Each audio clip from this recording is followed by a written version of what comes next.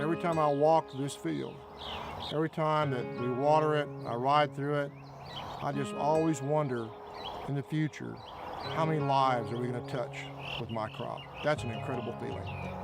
The oleander is a very unique plant. It has a number of properties. Each one is continuing to amaze us.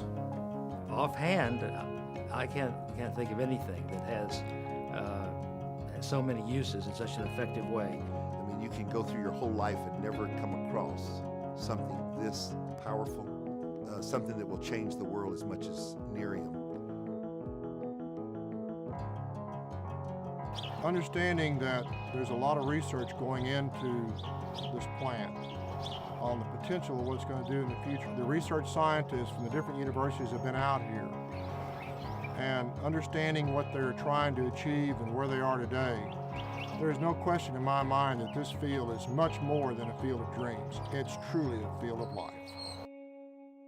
When they came along with penicillin, when they came along with aspirin, when they came along with these medicines, digitalis, for heart disease, it came from a simple plant that became earth-changing. And Nerium oleander is the same type product. Some of our drugs, such as Taxol, comes from the Chinese yew tree, aspirin from the willow tree. Digitalis, that's used for congestive heart failure, comes from the foxglove. And so Nerium oleander is another one of these plants that has some pretty unique properties. And the oleander plant is known pretty widely for being somewhat dangerous or toxic or whatnot, and the reason for that is because it has cardioglycosides, the same kind of product that's in digitalis. Various species of Nerium oleander have been used for quite a while as an ornamental bush in Asia, southern United States, and in the Mediterranean region. It really is quite a lovely plant. And interestingly, over the last 1,500 years or more, extracts of this plant have been used for medicinal purposes all the way from its use as a diuretic, cardiovascular disease, and certain skin applications as well. The plant contains cardiac glycosides, and of course it is a toxic plant, so safety has always been at the forefront as we develop these compounds. In 1775 in England, Dr. William Withering was treating patients for a syndrome known as dropsy. He was actually using foxglove, which is from a traditional garden, for treatment of his patients. We now know that dropsy is another name for congestive heart failure, and that foxglove contains cardiac glycosides. Very interesting series of compounds also present in Nerium oleander. Going back in history, like I say, it's been used for a number of years, or 15 centuries, but Dr. Ozell is who I would give credit to for kind of rediscovering this compound.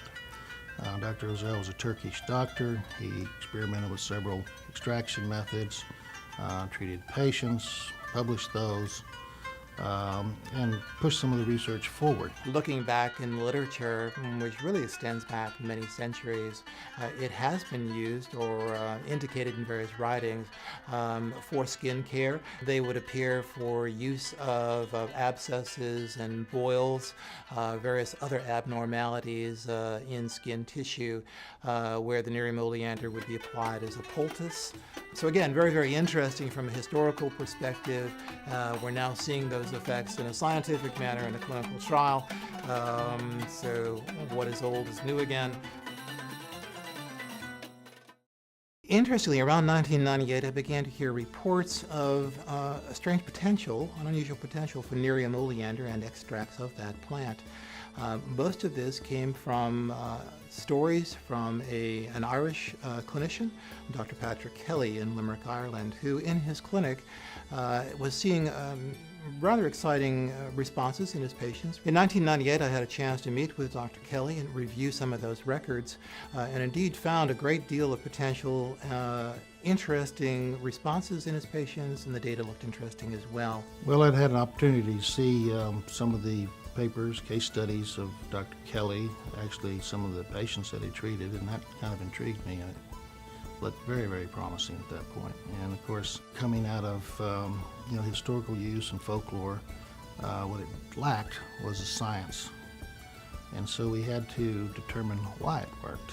If all you have are anecdotal stories, people instantly doubt you and will take shots at you. If you have the science to back up your anecdotal stories, that becomes a whole different deal.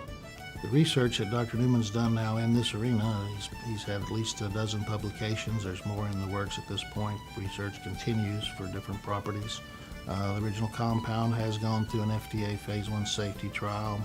There's a second compound that has gone through the safety trials at MD Anderson, and there's more coming at this point. Our interest in natural products and towards the latter part of my career at MD Anderson was somewhat controversial. At the time, everybody was interested in targeted therapies and the belief that serious diseases really was due to one specific defect in an enzyme or protein or even a specific molecular pathway.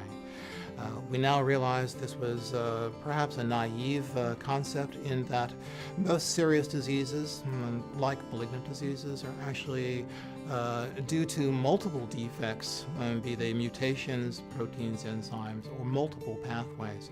Finding one pharmaceutical drug to effectively treat that is unlikely, possible but unlikely. It seemed to me at the time that a much more effective application would be in extracts of potent natural products.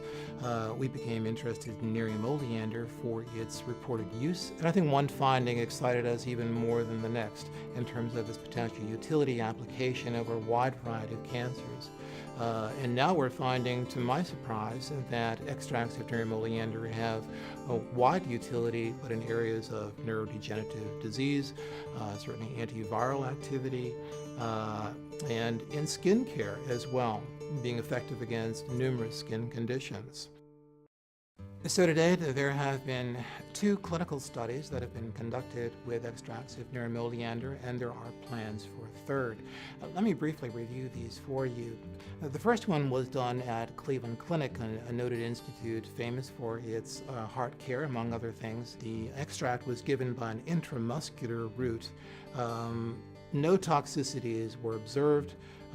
But in fact, the trial was a little disappointing in that the major limiting toxicity was the amount of volume that they were injecting intramuscularly. That was followed up by our development of a very potent concentrated extract of Nerium oleander that was specifically formulated for oral absorption. That is, we could give it as an oral medication. We decided to conduct this at this country's largest cancer research hospital, which is MD Anderson Cancer Center, a part of the University of Texas. That trial just recently finished. It took over 3 years and involved nearly 40 patients. We were gratified to see, on the one hand, that we had stable disease and some partial responses as well, which is extremely gratifying and unexpected. On the other hand, we saw no evidence of cardiovascular toxicity at all. And we were specifically looking for this injury. So what we ended up with, and just recently reported at the American Society of Clinical Oncology in Chicago, a meeting of clinical oncologists in this country, was what is our belief is an effective treatment that's new and different and can be given safely without serious side effects. The third clinical trial is also to be conducted at the University of Texas MD Anderson Cancer Center.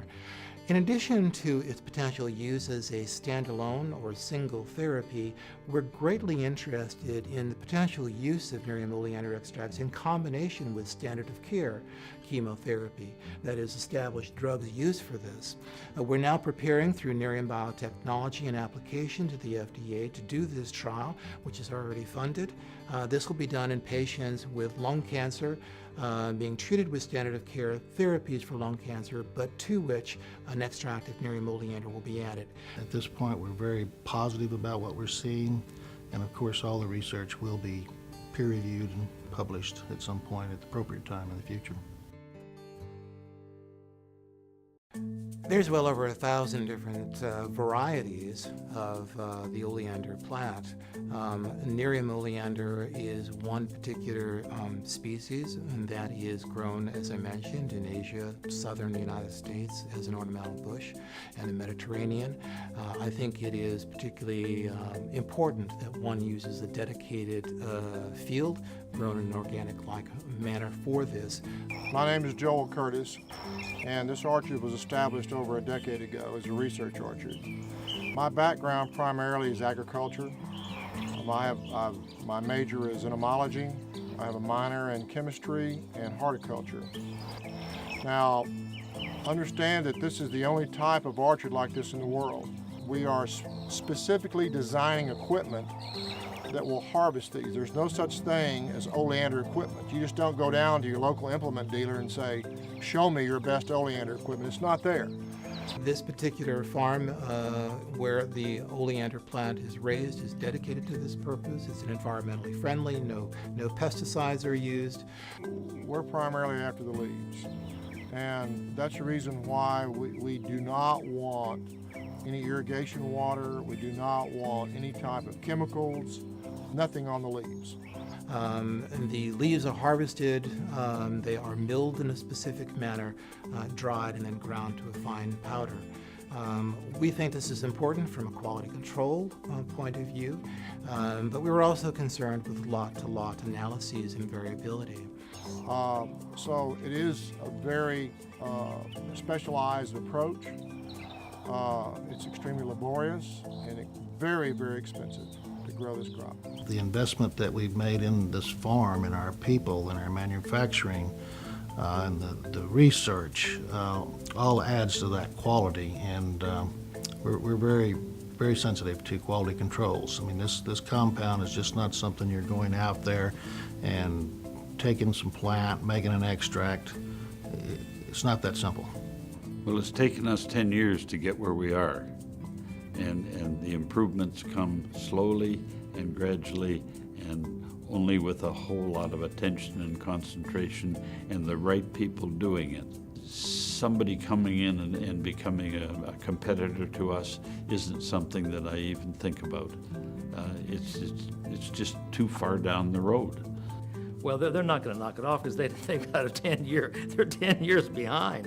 I mean, they're going to have to go out and start doing, all the research themselves. A lot of the stuff involved here is already been patented. And there's stuff that hadn't been patented, there's patents pending. So again, for someone to try to reproduce this, I think would be extraordinarily difficult. It's not that easy to get involved in this industry. It's very complex. There's a lot of science that goes into it. Science not only starting at the field itself, but all the way through the processing as well as to the end user. So it's an extremely complex, dynamic approach. It's just a long, slow process. The biotech business doesn't just happen overnight. It takes a lot of work and a lot of money. Recently, we've filed a patent both in U.S. and internationally on a new extraction process. I developed it using aloe vera as the extracting medium. We ended up with much better extractions than we ever thought we would, as a matter of fact. I thought it would be better than any of the other things we tried, but it blew us away. It was more than that. What we're doing here is we're using pure liquid aloe vera to extract from the Nerium oleander plant. And of course, the result of this is we are obtaining the beneficial properties of the Nerium oleander, the components we look for, and as well we have the known beneficial properties of aloe. So another area of exciting research that, quite frankly, I never anticipated when I first began research with Nerium oleander has to do with skin applications. We've since done some nice research with an outfit in San Francisco known as ST&T Consultants, and there we've taken a look at the utility of Nerium oleander extracts. Again, this particular aloe vera Nerium oleander combination and its application in skin conditions, even including such things as wrinkles. The company first came to us and wanted to know if their product was safe and effective. This is almost 6 years ago.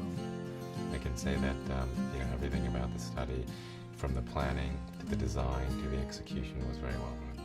This 35-patient study, we wanted to see if the product would have an effect on lines, pigmentation, and the smoothing of the skin.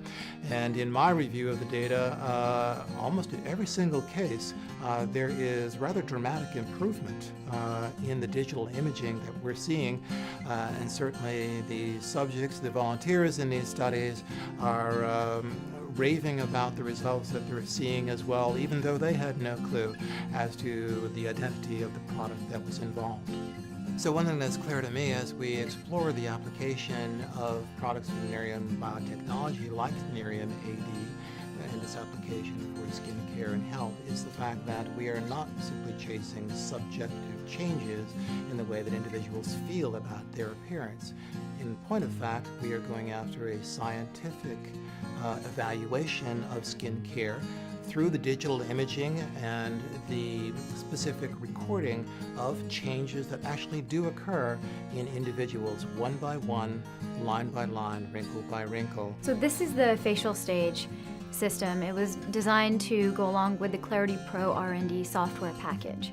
And the system itself allows for repeatable positioning so that images can be taken in a consistent manner across multiple time points. The Clarity Pro system has been around for the last 5 years, so it is fairly new measurement science technology for the cosmetic and skincare industry. In terms of imaging units, there have been several photographic systems used by the industry over the last 20 years or so. But what's really unique about the Clarity Pro R&D system is the facial recognition and skin segmentation technology. It'll identify 30 different parameters on the face, and it will give you feedback and real data. The system measures over 30 different skin parameters, so that we can actually measure everything from under eye bags to curl of eyelashes, and then going into larger features such as deep lines or folds of the skin, and smaller wrinkles such as fine lines around the eyes, crow's feet for example, measuring the length and the severity of each line so you can actually track how it changes over the course of a treatment or use of product. When I saw all the science that was put into it, how the pictures were taken, how everything was studied to see how the product was working, I thought it was very impressive. I was blown away because the activity that can be tested in the lab will give you a pretty good idea of what's going on. They can actually zero in on a wrinkle and tell you exactly how long it is, how deep it is, and everything else. Well, when you see that wrinkle begin to shorten, and when you see it begin to fill out over a period of time using this product, that, my man, is something that works. The results of the study showed that, on average, patients experienced a 24% improvement in the number of wrinkles and a 20% improvement in the overall complexion of their skin, meaning that their skin was measurably smoother and more even in color. And I saw that some women, it was like in the 20%, which I thought was great, but then some women it was up to the 40% of reduction of lines and spots, and I thought that was very, very impressive. And we call it an age-defying treatment. It's actually a night cream. And the individuals in that trial have been amazed at what they've seen. Well, skincare is an interesting area. As us aging baby boomers move forward in our lifespans, we all are a little subjective in terms of our appearance and how we appear to the world. But let me talk a little bit about the fact that it is a subjective appearance that we're mostly concerned about. And it is one thing to have a product that individuals use on their skin and for them to claim or to think that actually their appearance has been improved. It is really quite another to document dramatic improvement through digital imaging before, during, and after treatment with a given skincare product. To me as a scientist, this really separates the products that are being developed from a wide variety of other skincare products out there that rely upon merely subjective anecdotal responses. Based on what I've seen from our scans and our research and our participants that have been involved in this clinical research, it's unlimited. Of course, there's so many potentials to the oleander plant that it's very hard not to chase rabbit trails, but to pick something. And I think the concept of picking the skincare product first and taking it to the public market seems like a very exciting idea. And the market for skincare is enormous. It's almost impossible to even project how successful we might be because the markets are so big. There's just no question that we're going to be successful. Back when Dr. Newman was doing research, he had a couple medical directors show up at his facility and in his lab and looking for what's new out there. And he shared some of the non-confidential data with them. And this was a multi-billion-dollar global company. And one of those directors said, or made the comment, that the dermal applications alone of this compound is worth more than their entire pipeline. So, based on a comment like that, I would say it's huge. In the skincare area, certainly developing a product and bringing it to market is something I had never done. And so every day when the pump works and we get the product out there and it's being tested and people are happy with it, is a eureka moment for me. We're about at the point where it's all coming together and it's going to be we'll have the first commercial one out there. And that's certainly something I'm really looking forward to, knowing that the day after we launch that, we're going to start the second product.